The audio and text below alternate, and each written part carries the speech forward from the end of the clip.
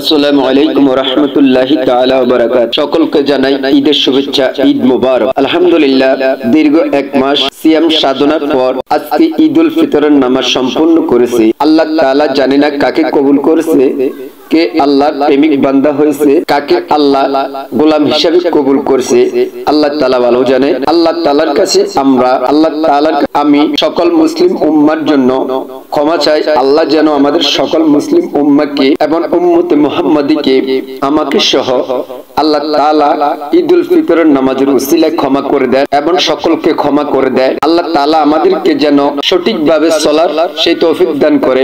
আমরা দীর্ঘ এক মাস সিয়াম সাধনা করেছি এবং রোজা 30টি রোজা রেখে তারাবির নামাজ, সেহরি, ইফতার সকল কিছু আমাদের আমল নামায় লেখা হয়েছে। আল্লাহ তাআলার কাছে যে ব্যক্তি নেক নিয়ত করবে, আল্লাহ তাআলা সকল ব্যক্তির নেক নিয়ত কবুল করবে, আমিন। আল্লাহ তাআলা যেন আমাদেরকে রমজান মাসের পরে শাওয়াল মাসের ইবাদত করার তৌফিক দান করে। আল্লাহ তাআলার কাছে আমরা ক্ষমা চাই, আল্লাহ তাআলা যেন আমাদেরকে ক্ষমা করে দেয়। শাওয়াল মাসের ইবাদত গুরুত্বপূর্ণ ইবাদত। শাওয়াল মাসের 6টি রোজা যে ব্যক্তি রাখবে, একটি রোজার জন্য সে উপহার স্বরূপ পাবে একটি রোজা, একটি রমজান 1000 রমজানের সওয়াব পাবে। আল্লাহ তাআলা আমাদেরকে শাওয়াল মাসের 6টি রোজা রাখার সেই তৌফিক দান করুন এবং আমাদেরকে যেন নেক হায়াত দান করে। আমরা যেন ওই নেক হায়াতের উসিলায় আল্লাহ তাআলা আমাদেরকে হায়াত বৃদ্ধি করে দেয়।